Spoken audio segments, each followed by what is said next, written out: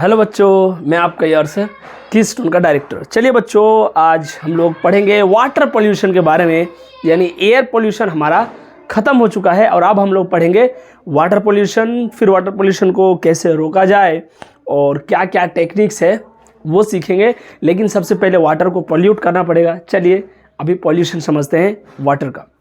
बच्चों यहाँ पर दिया हुआ है water pollution, without water there would be no life. ये वाटर का कितना ज़्यादा इंपॉर्टेंस है। आज भी साइंटिस्ट ये मानते हैं कि अगर अर्थ में वाटर नहीं होता तो शायद धरती में कोई लिविंग ऑर्गेनिज्म एग्जिस्ट ही नहीं करता।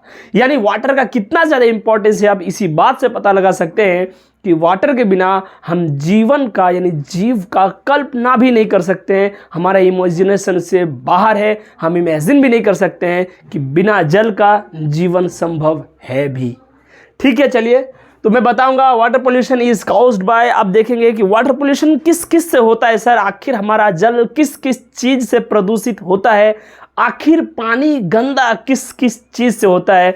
मैं एक एक करके अभी आपको डिटेल में बताऊंगा, लेकिन अभी सिर्फ नाम देखते हैं बच्चों। Sewage matter. सीवेज मैटर हम बोलेंगे वो सारा का सारा पानी जो नाली में आता है। नाली में कौन कौन सा पानी आता है। ह्यूमन नहाता है, घर में बर्तन धोता है, घर धोता है, और घर का कचरा पानी जो भी नाली में बहता है हम उसे सीवेज वाटर बोलेंगे। क्या बोलेंगे बच्चों? Sewage water. इसके साथ अगर हम कुछ एक्स्ट्रा आलतू फालतू मटेरियल भी मिल जाए हम सीवेज मैटर बोलेंगे। ये हमारा पानी को गंदा करता है, क्योंकि नाली है तो जाके कहीं ना कहीं किसी ना किसी नदी से मिलेगा और जहाँ मिलेगा वहाँ का पानी को पोल्यूट करेगा। यानी वाटर पोल्यूशन होता है सीवेज मैटर से। दूसरा इंडस्ट्रियल वेस्टेज। बच्चों आपको पता होना चाहिए, अगर इंडस्ट्री होगा तो इंडस्ट्री का वेस्टेज भी निकलेगा। यानी अगर इंडस्ट्री है तो इंडस्ट्री से अपना खुद का एक्स्ट्रा कचरा निकलता है और वो कचरा भी कहीं ना कहीं किसी ना किसी नदी में या फिर नदी किनारे बहा दिया जाता है, फेंक दिया जाता है। Agricultural wastage. एग्रीकल्चरल वेस्टेज का एग्जांपल मैं आपको बताऊं, अगर किसान एग्रीकल्चर करता है, खेती बाड़ी करता है, तो वो खेत में कोई ना कोई इंसेक्टिसाइड्स पेस्टिसाइड्स यूज़ करेगा। और ये जो विष होता है इंसेक्टिसाइड पेस्टिसाइड्स, हाँ ये अच्छा है, वहाँ के इंसेक्ट्स को तो मार देते हैं, लेकिन यही बह के किसी ना किसी नदी और नाला में जाता है और फिर वो डीडीटी के रूप में या फिर डीडीटी इंसेक्टिसाइड्स पेस्टिसाइड्स के रूप में ये पानी में बह के किसी एक वाटर बॉडीज़ में जाएगा और फिर वहाँ के एक्वाटिक ऑर्गेनिजम्स को दिक्कत पहुँचाएगा। यानी हम एग्रीकल्चरल वेस्टेज जो एग्रीकल्चर करते हैं उससे जो वेस्टेज निकलता है वो भी पानी को पोल्यूट करता है। डोमेस्टिक वेस्टेज, हमारा घरेलू वेस्टेज। हमारा घर में बच्चों आपको पता है अगर घर होगा तो घर में बहुत सारा वेस्टेज निकलेगा। घर का मानिए कूड़ा कचरा, पेपर, क्लोथ्स, ये छोटा छोटा जो डोमेस्टिक वेस्टेज है ये भी जाके कहीं ना कहीं पानी को पोल्यूट करता है। Hot water from thermal power plants. बच्चों आपको पता होना चाहिए थर्मल पावर प्लांट्स में हॉट वाटर निकलता है। क्या निकलता है? गर्म पानी। और आपको पता है गर्म पानी भी पोल्यूट है। मैंने आपको फर्स्ट लेक्चर में ही बताया था कि पोल्यूशन हम बोलेंगे या तो फिजिकल चेंज हो, या तो बायोलॉजिकल चेंज हो, या तो केमिकल चेंज हो, और ऐसा चेंज जिसके कारण लिविंग ऑर्गेनिज्म को प्रॉब्लम हो। अगर वाटर गर्म हो गया, क्या गर्म पानी में नॉर्मल एक्वाटिक ऑर्गेनिज्म रह सकता है? ना मुन्ना ना। आपको पता है हम आपको बताए हैं थर्मो रेगुलेशन, ऑस्मो रेगुलेशन। बच्चों हर एक टेम्परेचर में हर एक जीव नहीं रह सकता है। एक टॉलरेंस टेम्परेचर होता है, उसके बाद अगर उससे ज़्यादा पानी को गर्म कर दिया जाए तो वहाँ के ऑर्गेनिज्म नहीं रह पाएगा। अगर हम रिवर में लगातार, नदी में, तालाब में गर्म पानी डालते जाएंगे जो इंडस्ट्रीज़ और फैक्ट्रीज से निकलता है, तो कहीं ना कहीं पानी कभी इतना गर्म हो जाएगा कि वहाँ के रहने वाले ऑर्गेनिज्म रह नहीं पाएंगे। ये सब जो है इस तरीके से हम वेस्टेज करते हैं, वाटर को पोल्यूट करते हैं। Sewage matter, industrial wastage, agricultural wastage, domestic wastage, hot water from thermal power plants. एक बार और सुनिए, सीवेज वेस्टेज नाली का कचरा पानी, इंडस्ट्रियल वेस्टेज इंडस्ट्री से निकलता हुआ, इंडस्ट्री से बहुत सारा कचरा निकलेगा यार। आपको पता है इंडस्ट्री होगा तो बहुत सारा बाई प्रोडक्ट भी बन जाता है, बहुत सारा ऐसा चीज़ बन जाता है इंडस्ट्री में जो नहीं बनना चाहिए। हम अच्छा चीज़ बनाते हैं उसके साथ साथ कुछ बाई प्रोडक्ट्स भी बन जाते हैं, वो सब इंडस्ट्रियल वेस्टेज है। अगर मैं बोलूँ एग्रीकल्चरल वेस्टेज, तो आपको बता दिया एग्रीकल्चर के लिए जो केमिकल्स का यूज़ किया जाता है खेतों में, वो केमिकल्स बह के पानी में जाएगा तो पानी का पोल्यूट पोल्यूशन बढ़ेगा कि नहीं बढ़ेगा बच्चों? बढ़ेगा। फिर यहाँ दिया है डोमेस्टिक वेस्टेज यानी घरेलू कचरा। घरेलू कचरा में आ गया पेपर, पेन, पेंसिल, क्लॉथ, जो हमारा घर से कचरा निकलता है वो हो गया हमारा domestic wastage. Hot water from thermal power plants, thermal power plants से जो हॉट वाटर निकलता है वो भी कहीं ना कहीं पानी को पोल्यूट कर रहा है जाके। क्या यही है? नहीं सर, और भी है, इसलिए तो यहाँ ईटीसी लगा है यार। और भी है, और भी कई तरीके से पानी पोल्यूट हो सकता है। हमने कुछ देखा, सब कुछ नहीं देखा। अब मैं आपको बताऊंगा बच्चों, अब यहाँ पर ध्यान दीजिए। वाटर के बारे में एक मजेदार पॉइंट मैं आपको बता दूं। अगर वाटर 99.9% वाटर प्योर है और 0.1% भी अगर इम्प्योरिटीज मिल गया तो हम इस वाटर को हमारे लिए अनफिट मानेंगे, यानी ह्यूमन उसको पीने के लिए इस्तेमाल नहीं कर सकता है। फिर से, अगर पानी 99.9% प्योर है और सिर्फ उसमें 0.1%, 1% नहीं 0.1% अगर इम्प्योरिटीज है, हम बोलेंगे unfit for human use. Sir ये कैसे होता है? मैं आपको बताऊं, थोड़ा सा एग्जांपल लूंगा, शायद आपको समझ में आएगा बच्चों। अगर 1 लीटर पानी यानी 1000 ग्राम, अगर 1000 ग्राम हम वाटर आपको दे, 1000 ग्राम, और उसमें अगर 1 ग्राम अगर उसमें पोल्यूशन रहे, यानी 1 ग्राम अगर पोल्यूटेंट रहे, उसमें सिर्फ 1 ग्राम गंदगी रहे, सिर्फ 1 ग्राम पोल्यूटेंट रहे, तो वो पानी हमारे लिए पीने लायक नहीं है। सोचिए बच्चों, पानी का कितना ज़्यादा यहाँ पर ध्यान रखा गया है कि पानी कितना हमारे लिए अहम है और पानी को बचाना कितना अहम है। अगर 99.9% वाटर प्योर है और सिर्फ 0.1% वाटर इम्प्योर है, तो वो हमारे लिए फिट नहीं है पीने के लिए। यानी अगर मैं बोलूँ 1000 ग्राम यानी 1 लीटर पानी मैं आपको दूं और उसमें सिर्फ और सिर्फ 1 ग्राम अगर मैं कोई पॉल्यूटेंट्स डाल दूं, मानिए DDT, arsenic, HG, PD, PT, वो पानी आपके लिए अनफिट हो जाएगा। उस पानी को आप पी नहीं सकते। हम पी लेते हैं अलग बात है, लेकिन यहाँ बता रहा है कि वो पानी हमारे लिए फिट नहीं है, वो हमारे लिए हेल्थ के लिए अच्छा नहीं है। समझ रहे हैं आप? चलिए अब बच्चों मैं आपको बता रहा हूं, जो अनफिट हुआ वो पानी अनफिट हुआ तो हुआ कैसे? ये सब के चक्कर में हुआ।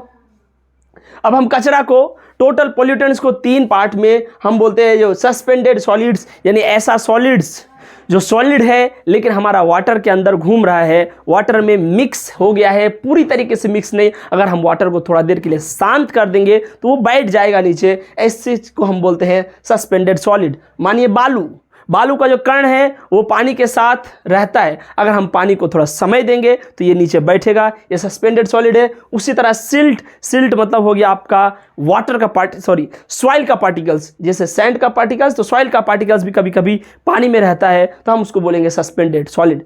उसी प्रकार colloidal material, faecal matter, bacteria, cloth, paper, इसे हम क्लोडल। वैसे तो क्लोइडल और डिजॉल्व में, जो कोलाइडल सॉल्यूशन है, डिजॉल्व सॉल्यूशन है, सस्पेंडेड सॉल्यूशन है, ये आपको केमिस्ट्री का पार्ट है, इनमें बहुत ज़्यादा डिफरेंसेस होता है। आपको बस नाम याद रखना है। कोलाइडल मटेरियल्स में ये सब के सब आता है, और डिजॉल्व में मटेरियल में आपका nutrient use for agricultural purpose, वो सब के सब डिजॉल्व में आता है। यानी जो भी न्यूट्रिएंट्स हम एग्रीकल्चर के लिए यूज़ करते हैं, मानिए फॉस्फोरस हो गया, मानिए आर्सेनिक हो गया, मानिए पोटेशियम हो गया, कैल्शियम हो गया, ये सब के सब आपका आएगा डिजॉल्व मटेरियल में, जो डिजॉल्व होता है। तो हम ये जो है, ये सस्पेंडेड सॉलिड्स हो, चाहे कोलॉइडल मटेरियल हो, चाहे डिजॉल्व मटेरियल हो, ये सब के सब इम्प्यूरिटीज़ हमारा वाटर को और ज़्यादा पोल्यूट करता है, और कहीं ना कहीं पानी हमारे लिए अनफिट हो जाता है, यानी हम उसे ड्रिंकिंग पर्पज़ के लिए यूज़ नहीं कर सकते। और जब हम उसे ड्रिंक नहीं कर पाएंगे बच्चों, और अगर हम करेंगे तो बीमार होगा, और बीमार होगा तो फिर पैसा खर्च होगा, हम हॉस्पिटल में रहेंगे, हेल्थ ख़राब हो जाएगा। बच्चों जल्दी से इसे आप नोट कीजिए, उसके बाद फिर मैं कुछ और चीज़ आपको बताऊंगा, जल्दी से नोट कीजिए बच्चों। हाँ बच्चों, चलिए तो देखते हैं हम लोग कि जो हम लोग अभी पढ़ रहे थे वेस्टेज, कि कौन कौन सा कचरा पानी में डाला जाता है। एक बार उसको थोड़ा सा फिगर के हिसाब से इमेज बना कर देखते हैं, हो सकता है और अच्छे से क्लियर हो आपको। बच्चों ये मान लिया कोई भी वाटर बॉडीज़ है, कोई लेक मान सकते हैं आप इसे, कोई भी रिवर मान सकते हैं, ये हमारा एक वाटर बॉडीज़ है, यानी पानी है इसमें। अगर हम यहाँ से शुरू करें तो क्लीनिंग सॉल्वेंट्स, जैसे कि क्लीनिंग सॉल्वेंट्स मतलब पता होना चाहिए बच्चों, डिटर्जेंट हो गया, सोप यानी साबुन हो गया, जो साफ सफाई के लिए यूज़ किया जाता है, हम उसे क्लीनिंग सॉल्वेंट यानी सर्फ वगैरह, ये सब के सब का भी कहाँ पर जाता है बच्चों? अगर हम कपड़ा वगैरह धोते हैं नदी किनारे, या फिर नदी नहीं घर में धोते हैं, तो वो सब के सब वाया नाली, नाली के थ्रू ये कहाँ पर आ जाएगा? ये आ जाएगा आपका वाटर बॉडी में। तो जो क्लीनिंग एजेंट्स है, क्लीनिंग सॉल्वेंट्स है, वो भी कहीं ना कहीं यहाँ मिक्स हो रहे हैं। उसके बाद अगर मैं बात करूँ फीकल मैटर, तो जो फीकल मैटर होता है एनिमल्स का हो या फिर जो है ह्यूमन का हो, ये फीकल मैटर भी किसी ना किसी चीज़ के थ्रू यहाँ पर पहुँच जाता है। या फिर बहुत तो ऐसा भी होता है बच्चों, डायरेक्ट नदी किनारे ही हो जाता है। तो हमें याद रखना जो फीकल मैटर है वो भी कहीं ना कहीं वाटर में शामिल हो जाता है। हैवी मेटल्स मतलब जिसका डेंसिटी 5 ग्राम पर सेंटीमीटर क्यूब से ज़्यादा होगा, इसे हम बोलेंगे हैवी मेटल्स। जो हैवी मेटल्स है जैसे मरकरी, कैडमियम, कॉपर, पीबी यानी लीड, निकल, ये सब के सब हम हैवी मेटल बोलेंगे। ये हैवी मेटल्स भी जो है ये पानी में किसी ना किसी फैक्ट्री इंडस्ट्री से आके मिल जाते हैं। फर्टिलाइजर्स हो, चाहे पेस्टिसाइड्स हो, इंसेक्टिसाइड्स हो, वीडिसाइड्स हो, जो फर्टिलाइजर है, इंसेक्टिसाइड्स, पेस्टिसाइड्स, वीडिसाइड, ये सब के सब हम लोग यूज करते हैं खेत में, जो है खेत का क्रॉप्स को और अच्छे से अच्छा बनाने के लिए। ये सब के सब एग्रीकल्चरल पर्पस के लिए यूज किया जाता है, लेकिन अल्टीमेटली ये भी जाके किसी ना किसी वाटर बॉडी से मिल जाता है। आपको पता होगा फर्टिलाइजर्स में आपका क्या आता है? पोटेशियम, NPK यानी नाइट्रोजन, फॉस्फोरस, पोटेशियम। पेस्टिसाइड्स जो पेस्ट को मारने के लिए यूज किया जाता है, यानी छोटा छोटा ऐसा कीड़ा मकोड़ा, माइक्रो ऑर्गेनिज्म जो हमारा प्लांट्स को डिस्टर्ब करे या फिर प्लांट्स को नुकसान पहुंचाए, क्रॉप्स को। इंसेक्टिसाइड्स इंसेक्ट्स को मारने के लिए, वीडिसाइड वीड्स को मारने के लिए। सर वीड्स क्या है? Unwanted plants in our crops, यानी क्रॉप फील्ड में जो अनवांटेड प्लांट्स है, जो छोटा छोटा घास उस आ जाता है जो हमें नहीं चाहिए, उसे हम वीड बोलते हैं। और वीड्स को मारने के लिए जो विष छिड़काया जाता है उसे हम वीडिसाइड्स बोलते हैं। तो ये सब के सब कहाँ जाएगा? पानी में, तो इसका असर दिखेगा वहां। अब अगर यहां पर में देखा जाए तो एसिड्स, H2SO4, आपको पता होगा जो एसिड है, अगर एसिड ज़्यादा बन जाता है तो एसिड जो है छोटा छोटा पार्टिकल्स के साथ, छोटा छोटा मॉलिक्यूल्स, पार्टिकल जो हवा में घूमते हैं, धूल डस्ट का, उनके साथ कभी कभी एसिड उसके साथ चिपक के नीचे डिपॉजिट हो जाता है। या फिर एसिड रेन के थ्रू हो, अगर पानी के साथ एसिड आएगा तो हम एसिड रेन बोलेंगे, और अगर छोटा छोटा डस्ट के साथ सूखा सूखा एसिड नीचे आएगा तो हम उससे बोलेंगे एसिड रेन है, हम उसे बोलेंगे ड्राई डिपोजिशन। क्या बोलेंगे बच्चों? ड्राई डिपोजिशन यानी वेट डिपोजिशन, यानी एसिड पानी के साथ आया तो हम बोलेंगे वेट डिपोजिशन, जो एसिड रेन में होता है। और अगर एसिड जो है जो डस्ट पार्टिकल्स के साथ अगर एसिड चिपक के नीचे आ जाए तो हम बोलेंगे ड्राई डिपोजिशन एसिड्स का। तो दोनों तरीके से एसिड जो होता है वो नीचे आएगा, और नीचे आएगा तो फिर अगर वाटर बॉडीज में भी मिलेगा तो यहां भी जाएगा। सॉल्ट्स वगैरह भी जाता है। डोमेस्टिक सीवेज मैंने आपको बता दिया, घरेलू कचरा, पेपर, पील्स यानी छिलका वगैरह, ये सब। उसके बाद वेस्ट वाटर फ्रॉम इंडस्ट्रियल, जो इंडस्ट्रीज का जो वेस्ट वाटर होता है या फिर इंडस्ट्रीज का जो वेस्ट होता है, जैसे कि मेटल हो गया, केमिकल्स हो गया, ये सब के सब भी कहाँ डाल दिया जाता है बच्चों? वाटर में, नॉर्मल वाटर में डाल दिया जाता है। अब वाटर के केस में एक चीज है, even small amount of organic matter can pollute water. बच्चों एयर में और वाटर में बहुत अंतर है। एयर पॉल्यूशन होने के लिए हम मानते हैं कि पॉल्यूटेंट्स जब ज्यादा होता है तब हम मानते हैं एयर पॉल्यूट हुआ, लेकिन वाटर के केस में अगर कम से कम पॉल्यूटेंट भी, कम से कम ऑर्गेनिक मैटर भी पूरा का पूरा वाटर को पॉल्यूट कर सकता है। यानी ये जो है हमारा वाटर जो है, ये वाटर पॉल्यूट होने का चांस ज़्यादा है। थोड़ा चीज़ वाटर को हमारा पॉल्यूट कर सकता है और हमारे लिए अनफिट कर सकता है, हम उसे पी नहीं सकते। अब बच्चों आप लोग जल्दी से इसे नोट कर लीजिए, उसके बाद फिर मैं आपको इस लेक्चर में नहीं, नेक्स्ट लेक्चर में कुछ और चीज़ें बताऊंगा जो आपके लिए बहुत ही ज़रूरी होगा। यूट्रोफिकेशन वगैरह और आइकोर्निया पिस्तिया के वगैरह के बारे में, टेरर ऑफ बंगाल क्या है और क्यों आइकोर्निया के कारण आज बहुत सारा इंडियन जो एक्वाटिक प्लांट्स है या फिर एनिमल्स है वो खतरे में है, और कैसे वो ऑक्सीजन का लेवल डाउन कर देता है। ये सारा का सारा चीज़ हम लोग नेक्स्ट लेक्चर में पढ़ेंगे। तब तक के लिए आपको जितना भी पढ़ाया गया है वो सारा चीज़ को कंक्लूड करके रखना है, क्योंकि चैप्टर एंड हो रहा है बच्चों। हमारा चैप्टर धीरे धीरे हमारा हाथ से निकलते जा रहा है, अब हमें कंक्लूजन करना है, और जितना भी चीज़ पढ़ाया गया है सबको अच्छे से ध्यान रखना बच्चों। फिर मिलते हैं हम लोग नेक्स्ट लेक्चर में। तब तक के लिए खुश रहिए, मस्त रहिए और ज़बरदस्त रहिए, और चैनल को सब्सक्राइब कीजिए। थैंक्स बच्चों।